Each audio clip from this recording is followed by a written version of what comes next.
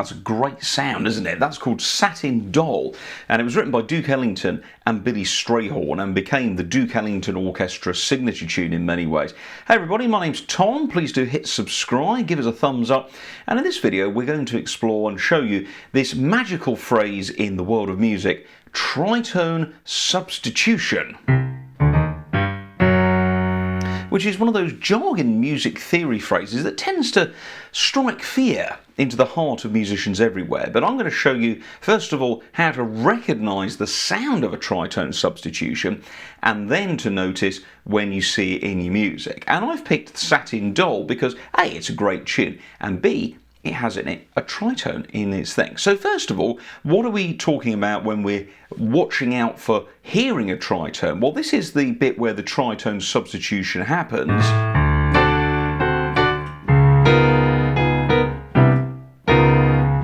That sound, now you might have heard that before, but that's the sound of a tritone. So first of all, what is a tritone?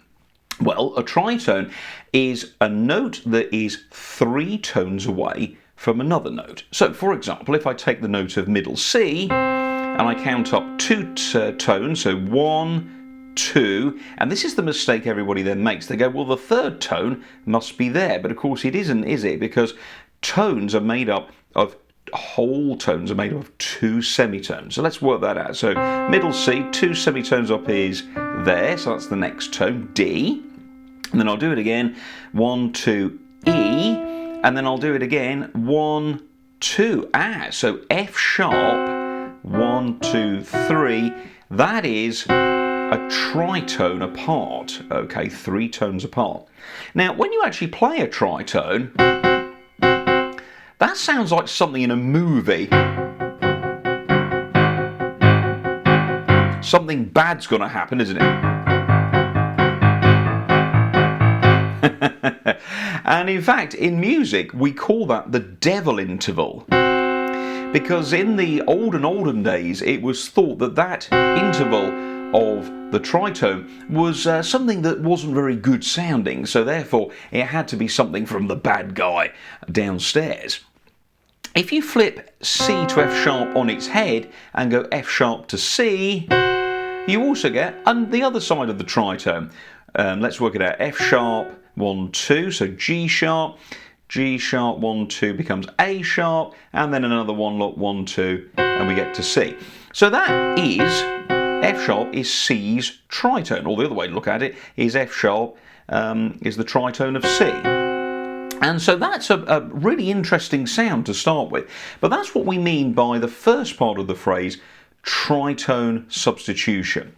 Now, when it comes then to putting that into music, of course, nowadays, in the last couple 100 years, the sort of the devil interval thing has been put to rest. And of course, we know as it is a great sound in kind of jazz and obviously other popular music. So how does Duke Ellington put that and into that little phrase there?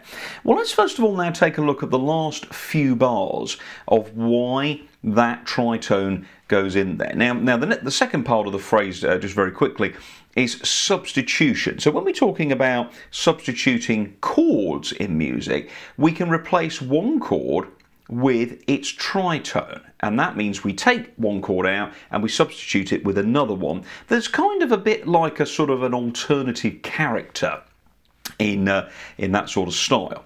So in the last few bars of Satin Doll, we go D chord, D7, that's a D dominant 7th, and then we go to this chord, which is D flat 7,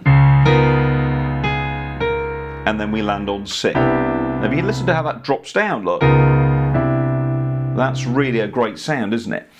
So let's talk about why we would want to substitute a chord. Well, it's to get a different sound from the music. It produces a different colour.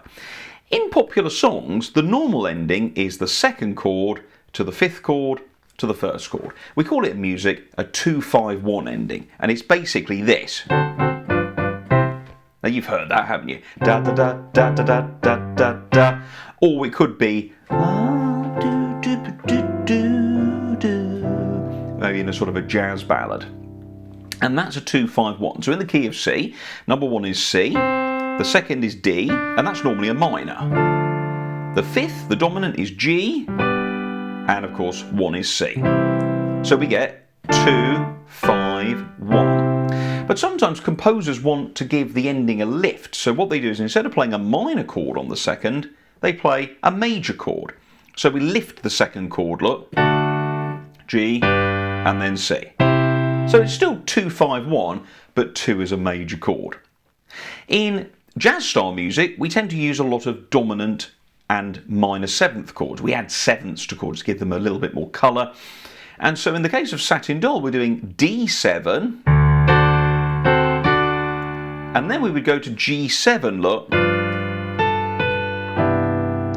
Now that suddenly doesn't sound quite so jazzy, does it? Let's play Satin Doll through, but put in D minor, going to G, going to C. In other words, a normal ending.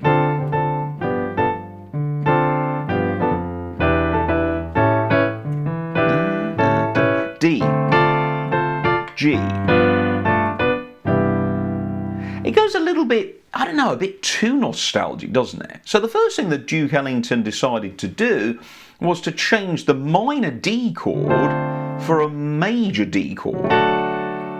Adding on the minor seventh on the top produces a D dominant seventh. We tend to write it as just D7.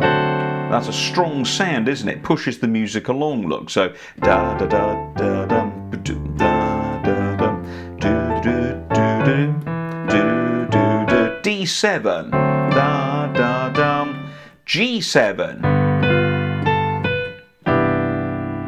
But hasn't got that kind of sass to it, has it? That kind of frizzazz, that little bit of, oh yeah. And of course, if you know the Satin Doll, by the way, did you know that we did a video on this actual song in my music series, How Songs Work, where we take a popular song, take it apart, find out what makes it tick, and we did Satin Doll not so long ago, so worth searching for that here on the channel. So that G7, which is connects the 2 to the 5 to the 1,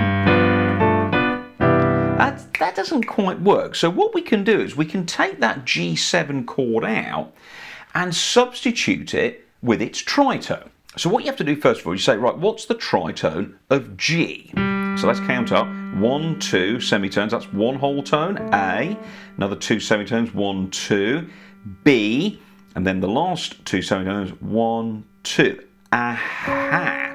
C sharp. But we can also think of it as D flat. Now you probably just had a moment there where you thought, oh, hang on a minute, that's why it goes D flat to C.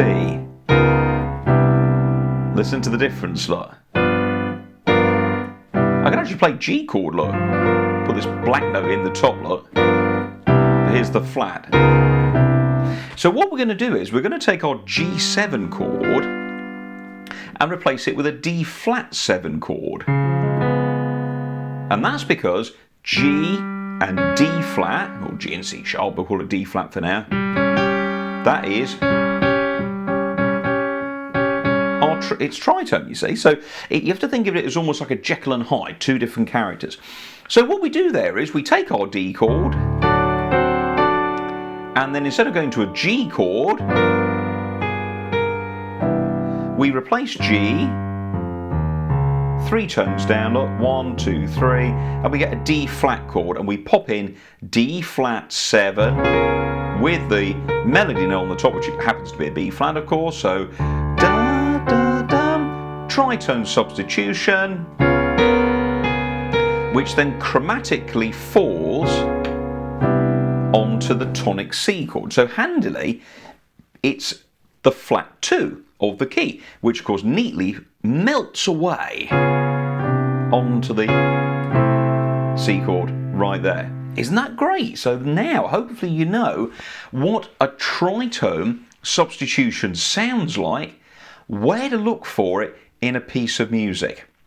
And also, you understand a little bit of the theory. So in the case of tritone substitutions, a lot of the time composers will use them as an alternative to the dominant chord of the key, and it can give it that great sound so many songs, and maybe now you'll have a go at popping them in your own songs, your own arrangements.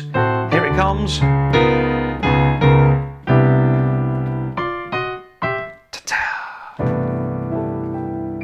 Dig out Satin Doll, have a look for it online, treat yourself to a copy, try learning it. But thanks for watching, everybody. Hit subscribe, give us a thumbs up, and yeah, hope you've enjoyed learning there what tritone substitutions are about with that fantastic music example, Satin Doll. My name's Tom Horton, hit subscribe, and I'll see you next time. Thanks a lot. Bye-bye.